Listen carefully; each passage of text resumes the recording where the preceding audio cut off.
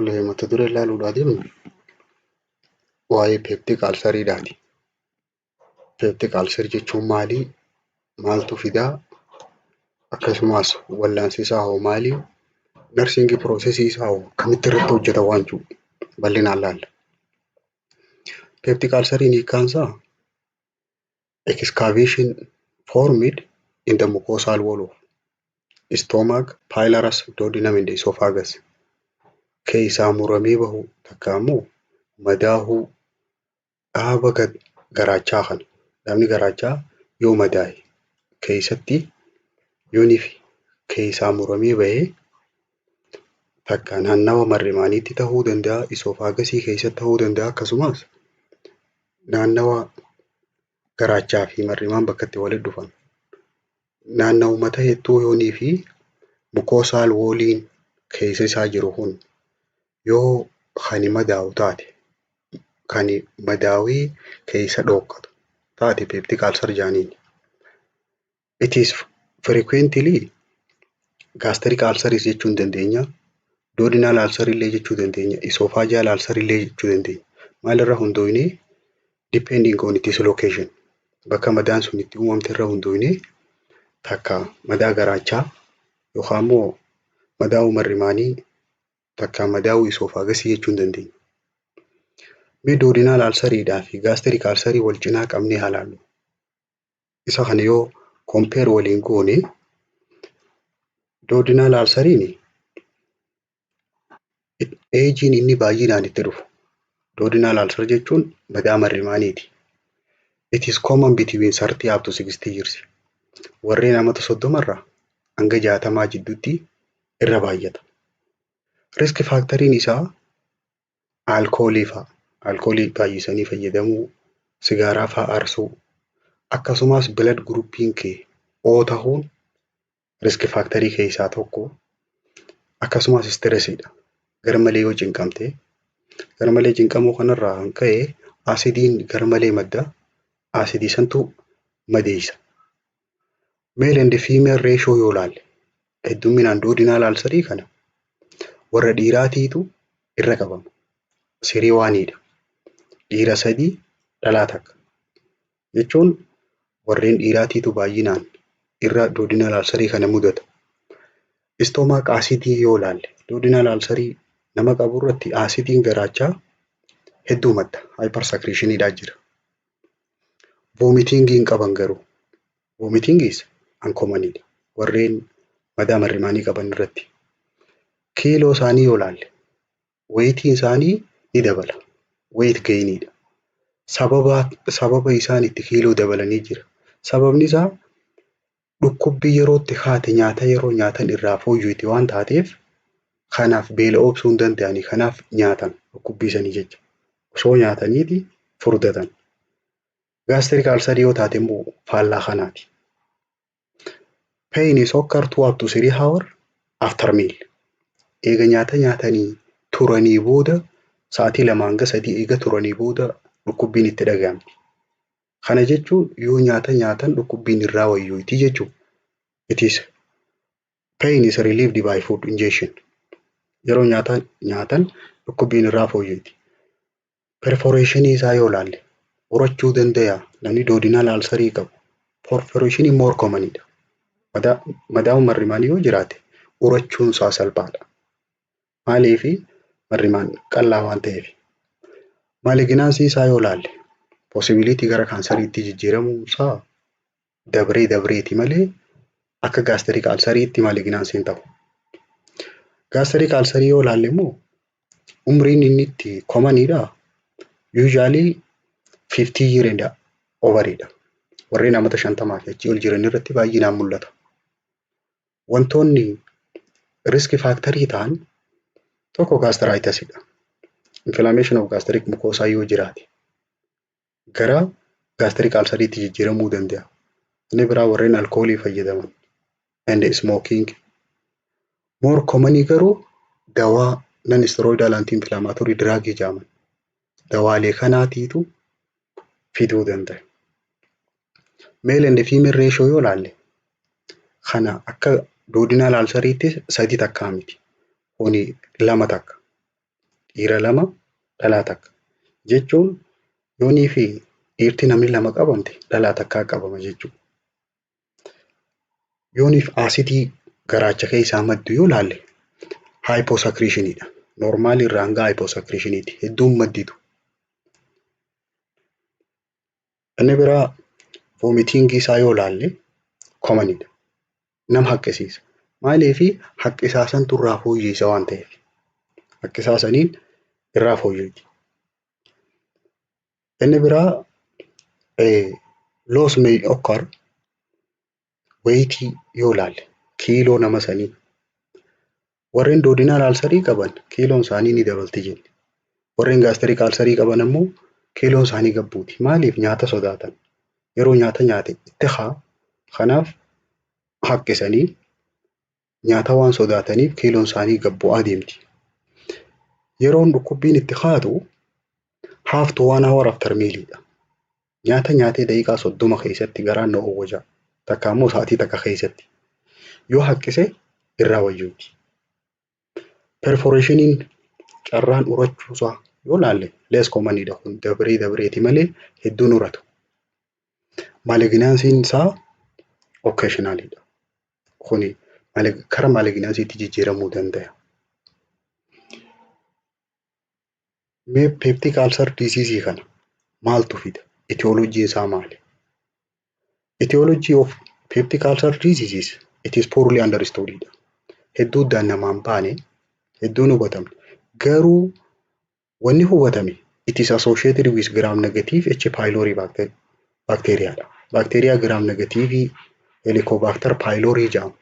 Saniin dhufa jedhama. PUDs occur only peptic ulceriin kun bakki inni itti dhufu GIT kana keessa bakka asidii garaachaatii fi pepsiiniidhaaf saaxilamte achirratti mudata. Bakka sanarratti argamuu danda'a. The area exposed to hydrochloric acid and the pepsin irratti achirratti argamuu danda'a. Peptic ulcer disease kun. Predispositioniin wantoonni sababa tahuu danda'an wantoota gurguddaa 4tu jira. Tokko stress or angeridha. Garmalee cinqamu takka garmalee aaruudha. Yoo amma aaraa oolan sababa tahuu danda'a. Inni biraa familial tendencyidha. Shanyummaallee ni qaba. Inni biraa dawaadha. Use of non-steroidal anti-inflammatory drug irra deddeebitee yoo fudhachaa oolte. Dawaalee akka aspiriinii fa'aa. Alcohol ingestion and excessive smokingidha. Alkoolii yoo fayyadamtee, sigaaraa yoo aarsitee, kabiraa bacterial infectionidha. H. pylori bacteria kanaatiitu nama madeessuu danda'a. Pathophysiology isaa yoo laalle adeemsa dhukkubni kun keessa dabru akkamitti nama madeessaa yoo laalle peptic ulceration is depending on madaahuun marrimaanii fi garaachaa kuni kan inni irratti hundaa'u ittisni mukoosaan achi keessa jiruu fi asidiin achi keessaa madditu yoo ittisni sun gabbu'e rezistaansiin mukoosaa saniitii fi hamma dhangala'aa achi keessaa madduu sun yoo baalaansii tahuu baate mudachuu danda'a. It is depending on defensive resistance of mucosa relative to force of secretory activity. Sochii madda pepsiiniidhaatii fi hydrochloric acidii sanii fi hamma mukoosaa garaacha keessa jiru isa san firraa ittisuu danda'u jidduu baalaansiin jirtu yoo gabbu'e yoo asidiin maddu sun irra injifate madaa'uun kun dhufa. Defensive resistance mukoosaadhaa wantoota irra hundaa'uu qabammaas. Ittisni mukoosaadhaa sun mukoosaan kun asidii san sirraa ittisuu danda'uudhaaf wantoota 4 irratti hundaa'u. Tokko mukoosal integrity and regeneration. Dhoohaa qabaachuu dhabu wal qabatee jiraachuu isaatii fi irra deebi'ee mayruu yoo danda'e irra deebi'ee bakka dhoote sunis yoo fayyuu dandeesse taaka. Inni lammaffaadhaa presence of protective mucosal barrier. Wanni mukoosaa sanirraa waa ittisu sun jiraachuudhaaf jiraachuu dhabu. Yoonii fi jiraate asidiin sunumaa godhuu hin dandeessu. Yoo jiraachuu baate immoo susceptibility ta'e. Inni sadaffaadhaa adequate blood flow to the mucosa. Mukoosaa san keessa yoonii fi dhiigni gayaan kan yaa'u taate fi dhiigni gayaan yaa'uu dhabuun sababa ta'uu danda'a. Bakka dhiigni sirriitti yaa'utti mukoosaan sun yooniif madaa'illee dafeeti fayya. Inni afuraffaadhaa ability to duodenal inhibitory mechanism. Duodenal inhibitory mechanism jechuun asidii san waan hin baabsa'isaa dandeettiin waan hin baabsa'isaa sun yoo gabbuute. To regulate secretion. Secretionii maddu san waan to'ataa jira. Inni garaa keessatti garaacha keessa madde sun illee hin baabsahuu qaba. Hanga qaamaatti ol kutuu hin qabu. Dandeettiin isa san hin baabsa'isuudhaa gabbuusuudhaa yoonii fi kan dhabamtu taate garaachi kun takka marribaan kun salphumatti madaa'uu danda'a. The aggressive factor related to wantoota ciccimaa lamaatiitu jira kan rakkoo tana sirriitti namanni fide jedhamee yaadamu. Presence of Helicobacter pylori and the volume of hydrochloric acid. Baakteeriyaan sun achi keessa jiraachuu fi hammi asidii garaacha keessaa maddituu fi hadhooytuun asidiin hadhooytuudhaa sun hammi isaatii fi jiraachuun baakteeriyaa sanii walitti yoo dhufe mukoosaa kana salphumatti miidhuu danda'a. Salphumatti madeessuu danda'a. Ulceration is occur yeroo madaa'uun kun dhuftu madaa'uun dhufuudhaaf aggressive factories exceed defensive one. Yoo humniti alaa kun ittisa sanirra jabaatte mukoosaa kana ittisa isaarra yoonii fi asidii sanii fi baakteeriyaan sun walitti dhufe irra jabaate madeessuu danda'a. Clinical manifestationiin namni tokko yoonii fi peptic ulcerii yoo qabaate mallattoon isaa kan jalqabaa painii qaba, dhukkubbii qaba. Dhukkubbii isaa tun ta'a akkamii burning sensation qaba. Ni belbela. Cramp like inni ciniina akkasumas nyaawing pain dhukkubbii beelaa akka nama beeltitti jirtu saniitu eessatti itti dhaga'ama immediate epigastrium or in the back. Bakka garaan kun irraa gagga'u qara lapheedhaa kana diyaafiraamii kanaan jala handhuura tanaan gara gubbaatti bakka garaan itti dhaabbatu kana achiitu dhukkubbii kanaa kana qaba. Bakka san jalaa belbela. Akkasumas duuda gara duuda duubaa kanaatiitu oowwichiin baha gara duubaatiin duuda duubaan. Mallattoon biraa vomiting and nausea qaba. Lolloonchisuudhaa fi haqqisiisuu qaba. Constipation and bleeding illee qaba. Sagaraan itti goggoguu illee dandeessi. Dhiiguu illee danda'a. Abdominal distension and also bleeding. Garaan kun boqoquu danda'a. Akkasumas dhiiguu. Nama PUD qabu akkamitti diagnosis godhan? Diagnostic evaluationiin inni jalqabaa physical examinationidha. Qorannaa qaamaati.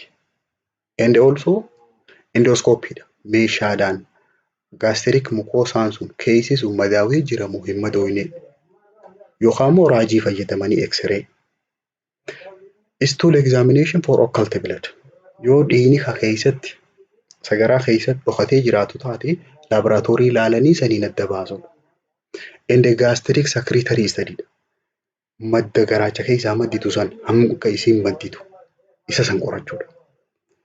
Chlorhydria jechuun warreen achi keessaa madditi suni gabbuute faala. Inni biraa biopsy and culture for H. pylori. H. pylori dhaaf dhangala'aa garaacha keessaa fuudhanii laaboraatoorii keessatti adda baasuudha. Guddisanii isa moo isaa miti. Biopsy wanni godhaniif ammoo kaansariidha moo kaansarii miti adda baasuudhaaf. Manaajimentiin isaa maali? Dawaadhaa duratti manaajimentiin namoota kanaa godhamu tokko ka'umsa isaa yaadachuu qabda. Stress reduction and rest dha. Cinqii san irraa hirrifamuu qaba. Cinqii dhiisuu qaba. Aara dhiisuu qaba. Boqochuu qaba namni kun. Smoking cessation sigaaraa dhiisuu qaba. Dietary modification dha. Dietary modification yeroo jennu nyaata akkam nyaachuu qaba namni kun. Advise patient whatever agree with him. Waan ittiin kaafne nyaachuu qaba. Dirqama kana nyaadhu kana nyaadhu jettu. Waan yeroo nyaatte sittiin kaafne sanyaaddu jettaan. Waan itti kaasu immoo dhiisuu qaba. Medical management yoo ilaalle dawaan medicationin namoota PUD qabaniif ajajamu maaliif ajajama? Medication prescribed for client with PUD for four major reasons. Sababa gurguddaa afurii fi ajajamaa. Sababni tokkoffaadha to eliminate H. pylori bacteria from GIT. Bacteria kana dhabamsiisu. Bacteria H. pylori jedhamu kana sirna kana keessaa dhabamsiisu. Sababni tokkoffaan. Sababni lammaffaadha to reduce accretionidha. Madda asidii maddituu sanii gad xiqqeessuudha. Hyposecretory drug jedhanii dawaa asidiin sun akka hedduu maddii godhu. Sadaffaa to neutralize acididha. Asidii maddite san hin baabseessuudha.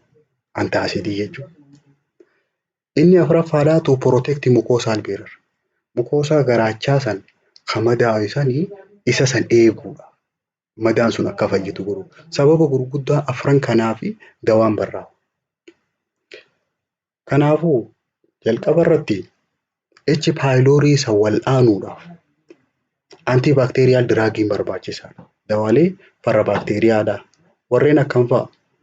The regimen used for treatment of H. pylori consists clarithromycin, metronidazole fi omeprazole sadeen kana waliin barreessan.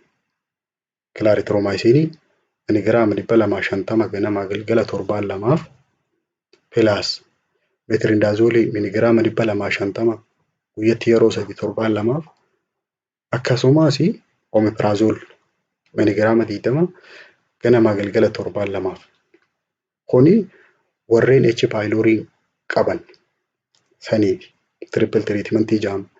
Akka standardii biyya keenyaatti doozii isaa wajjin ilaalla. Dawaan shanyii lammaffaadha hyposecretoryidha. Hyposecretory kan jedhamu dawaalee madda asidiidhaa san reduction in acid secretionidha. Dalagaan isaa madda asidiidhaa sanii warreen gad xiqqeessan. Warreen madda asidiidhaa kana gad xiqqeessan shanyii sadiitti adda baasuu dandeenya. Histamine 2 receptor antagonist warreen jedhaman. Histamine 2 receptor antagonistiin block histamine and stimulated gastric secretion make inhibit pepsin secretion. Histamine kana block godheeti akka pepsiniin hin maddine dhorka. Warreen akkam faadha isaan kun warreen akka ranitidine, cimetidine fi famotidine warreen jedhaman. Gareen lammaffaadha prostaglandin analogidha. Warreen prostaglandinii wal fakkaatan. Prostaglandinii waanidhaa fi 2 lamaan kanaatiitu jira. Dawaa yeroo kana fayyadamnu misoprostol. Faayidaan dawaa kana suppress secretion of gastric acid and stimulate production of cytoprotective mucus. Madda asidiidhaa kana akka maddeen dhorkeeti akka mukasiin maddu godha. Mukasiin silaa membreenii san ittisu sanirraa asidii ittisu akka maddu godha. Shanyiin sadaffaadha anticholinergicidha. Anticholinergic kan jennuun stimulationii nerviidhaa san warreen decrease godhu. Excessive hydrochloric acid secretionidhaa fi gastric motility yooniif vagal nervin stimulate ta'e prevent ta'uu ni danda'a. Partially prevented by decreasing vagal nerve stimulation. Kanaafuu akka asidiin kun hedduun maddinee fi gastric motility kun akka hin daballe ittisuudhaaf vagal stimulationii kana gabbuusuudhaan ittisuu ni dandeenya. Anticholinergikiin akkasumas restii goosisuun isa kana boqochiisuun cinqii sanirraa sideetu godhuuni accomplish this by blocking action of acetylcholine. Dalagaa sila acetylcholinein smooth muscle irratti hojjetu san block godhuudhaan yeroo acetylcholinein asirratti block ta'e gastric motility fi gastric secretioniin ni xiqqaata jechuudha. Dawaan anticholinergic tahee secretionii kana gad xiqqeessuuf itti fayyadamnu daayisaayikiloomiin haayidrookiloorayid warreen jedhamu. Shanyiin afuraffaadhaa pirootoon paampii inhibitarii. Haayipoosakiriitariidha lakkaa'u jira. Pirootoon paampii inhibitariin separation of acid secretionii karaa kamiin godhuu danda'a? Karaa inhibiting pirootoon paampii jechuun bakka silaa asidiin sun irraa bahu haayidroojiin fi pootaashiyeem ATPase san inhibiitu godha. Enzaayimiin kun gaastirik asidiin kan irraa tolfamu isa kana. Madda san cufa jechuudha. Pirootoon paampii inhibitor warreen jaaman warreen akka omepirazoolii, paantopirazoolii, somopirazoolii warreen jaaman kana. Hangammaatti wanni ilaalle dawaa garee lama ilaalle. Tokko H. pyloriidhaaf antibiyootikii jenni. Inni lammaffaadhaa haayipoosakiriitarii jenni. Asidiin garaachaa hedduu madde sun akka xiqqaatu warreen godhani. Sadaffaa antaasidiidha. Antaasidiin dalagaan isaa niwutiraalaayiz godhudha. Hin baabseessuudha. Buffer and neutralize acid in GIT. Asidii garaacha keessa jiru kana hin baabseessuudha dalagaan isaa. Dawaaleen antaasidii jedhaman warreen akkami? Warreen akka aluminium hydroxide, aluminium magnesium combination, aluminiumidhaa fi magnesium combination isaa, magnesium trisulfate warreen akkanaa kuni neutralize godhan asidii maddee jiru sani hin baabseessa. Kaan akka maddeen hin dhorku. Kaan madde kana akka hin baabsawittu godha. Inni afuraffaadhaa mukoosal beerar ende fortifier. Warreen mukoosaa dhoohee madaawe san madaan sun akka fayyitu godhu. Actioniin isaa stimulate mucus production. Mukasiin garaacha kana keessatti akka oomishamtu godheeti which result in accelerated gastric ulcer healing. Madaan garaachaa sun madaan sun akka daftee fayyitu godha. Warreen akkam fa'aadha? Warreen akka sakiraal feetiidha warreen jedhaman. Inni biraa asirratti wanti ati hubachuu qabdu. Teetiraasaayikiliinii, piroopraanoolool, iron saltii, digoksiinii warreen akkanaa kuni absorption of antacid drug waan gad xiqqeessaniif yeroo antaasidii kennan dawaa kana wajjin kennuun dhorka. So that administration of this drug is need precaution barbaada. Of eeggannaa. Mee tiriitmentii kana akka istaandardi tiriitmentii gaayidlaayinii biyya keenyaatti warreen PUD qabaniif maaltu ajajama? Akka Itoophiyaatti. Warreen PUD qofa qaban peptic ulcer disease qofa yoo taate first linein dawaan kennamu aluminium hydroxide plus magnesium trisulfate 2 teaspoonful falana shaayidhaa lama takka taabii lama jechuudha. Firii lama alanfata PO'dhaan between meal and at bedtime. Nyaataa fi nyaata jidduutti fi yeroo rafuu deemu torbaan afuriif yoo PUD qofa taate yookaan isa kana yookaan immoo simitidiin miligiraama 400 PO TOS daily jechuun guyyatti yeroo lama with breakfast and at night nyaataa wajjin takka fi yeroo rafuu deemu yookaan immoo 800 milligram at night for up to 6 weeks yeroo rafuu deemu torbaan afurii hanga 6 milligram 800 fudhata.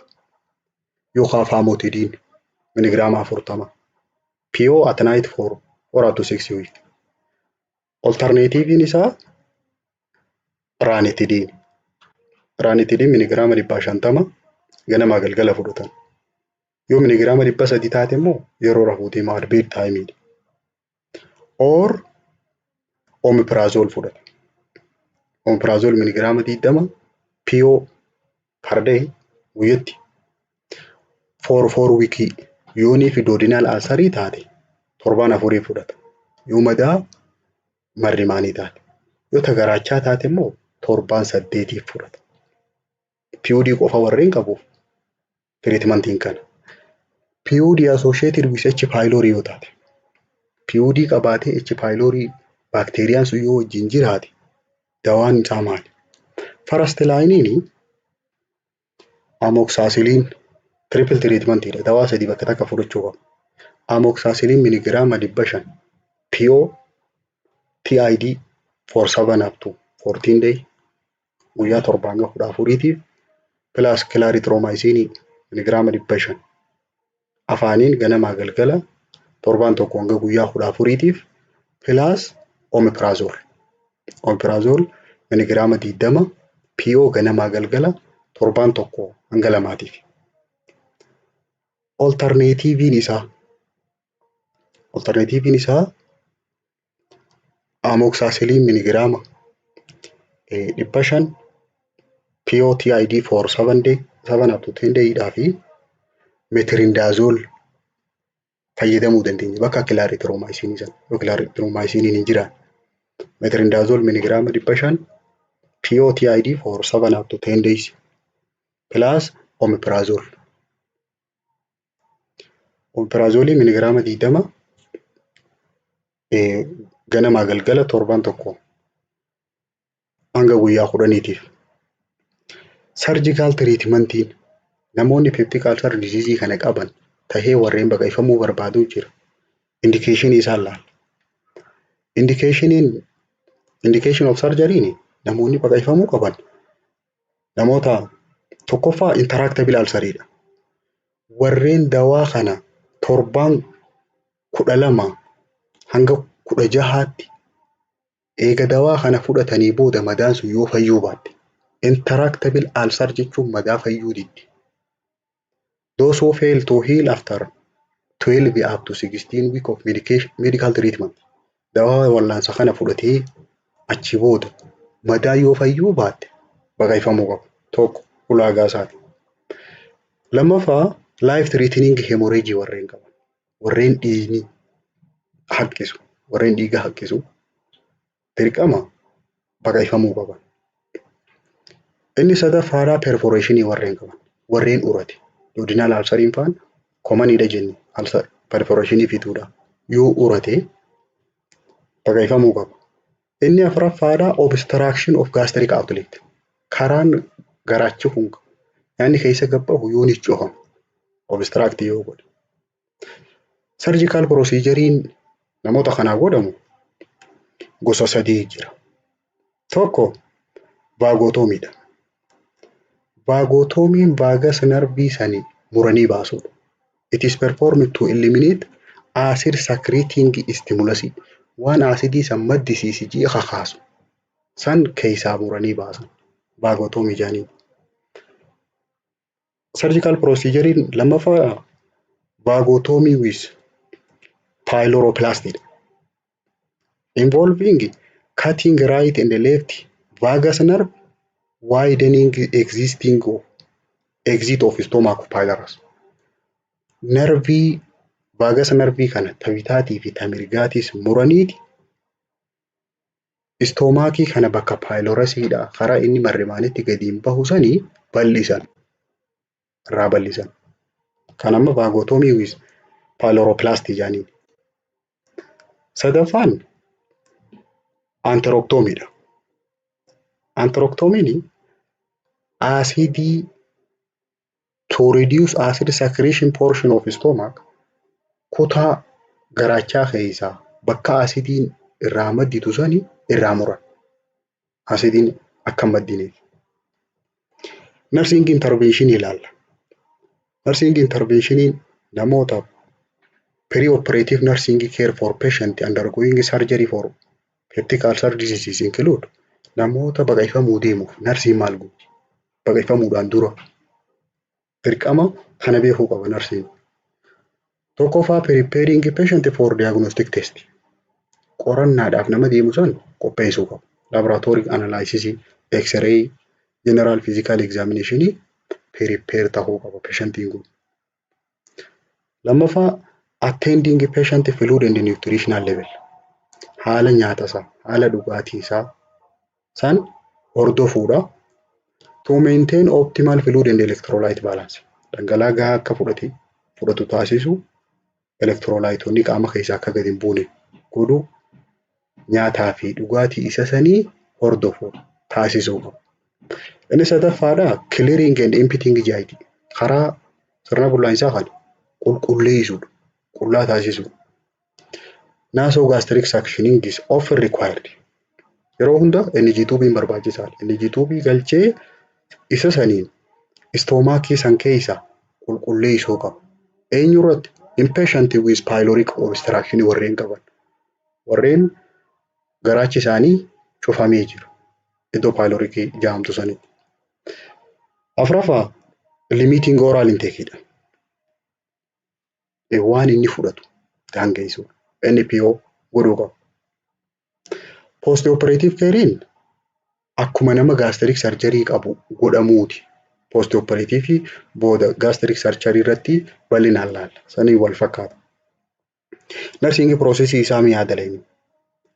Nursing processiin patient with PUD nama PUD qabu irratti nursing processiin jalqaba assessmentidha.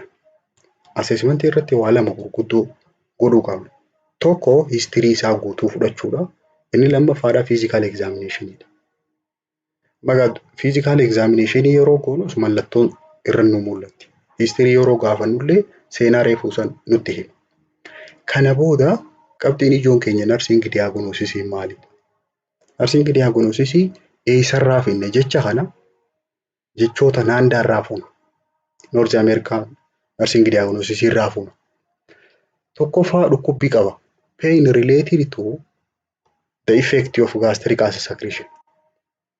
Rakkoo aasidiin garaachaa madditu tun isarraan geessirraa kan ka'e dhukkubbii qaba. Nursing diagnosis keeti. Nama nursing diagnosis dhukkubbii qaba jetteen karoora irratti maal goota? Pilaanii irratti dhukkubbii sanirraa fooyyessu. Maal goote? Yookaan dawaa kennitaafi yookaan immoo wanta akka gootee fi dhukkubbii sanirraa fooyyessu. Booda yeroo evaluation irratti expected outcome irra yeroo dhayitu dhukkubbii sunirraa fooyyete moo fooyyuu ni ilaalta. Nursing diagnosis inni lammaffaadha anxiety dha. Anxiety related to coping with acute disease. Dhukkuba kana obsuu dadhabe. Sababa sanirraa kan ka'e cinqiin itti jirti. Inni sadaffaadha knowledge deficit dha. Hanqina hubannoodhaa qaba. About prevention and treatment. Haala dhukkuba kana itti firraa ittisan.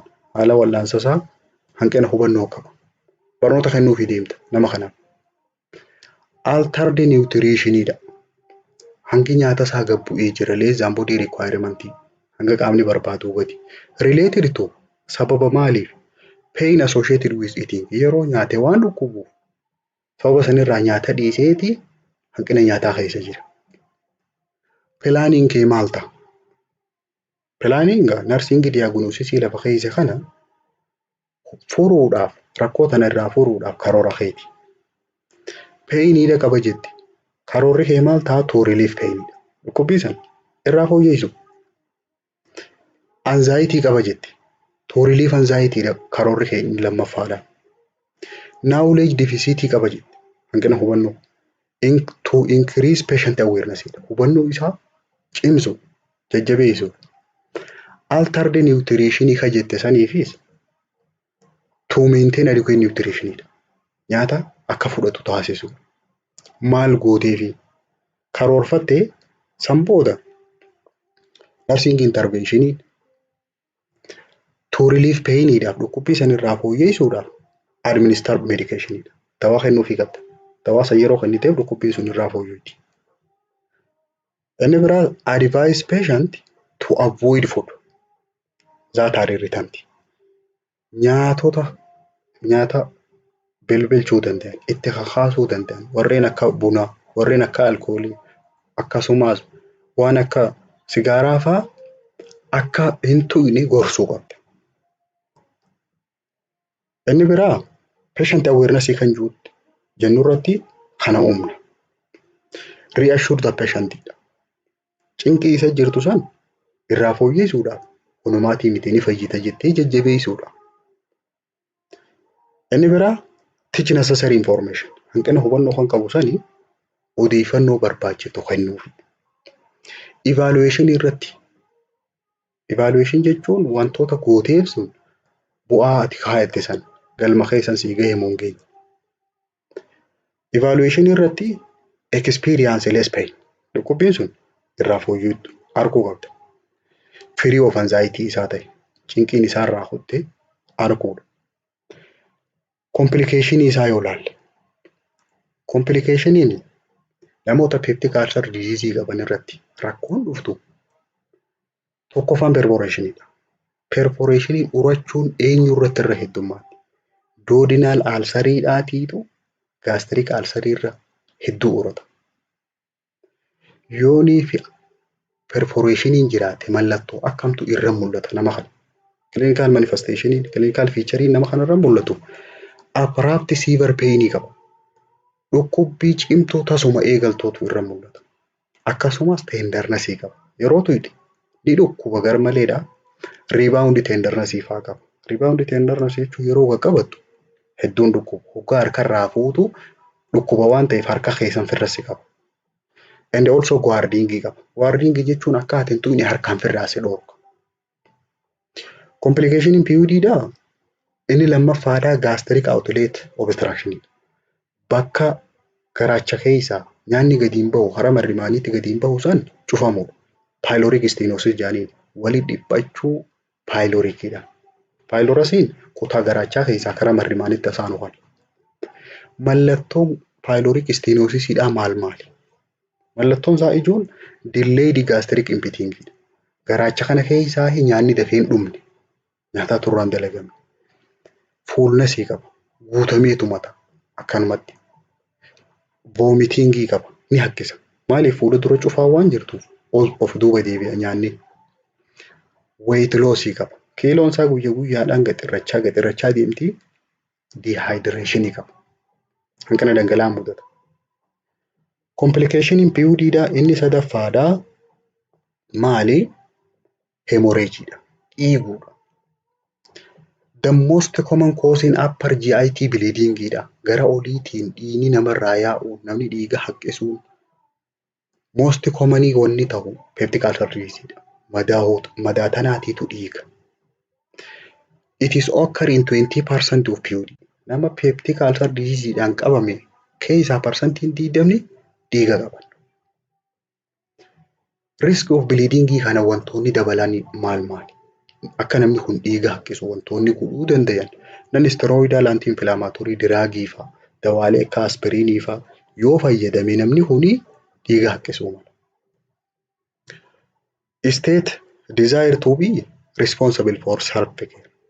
Tajaajila mataa isaatiif itti gaafatamaan isa akka ta'e isa hubachiisuu qabda. Wantoota akkanaan tuqin jetteeni. Kanaaf PUD'n isaan gammaan tanaa kana laalle kana cancer of stomach irraa kaafnee yeroo biraa itti deebina.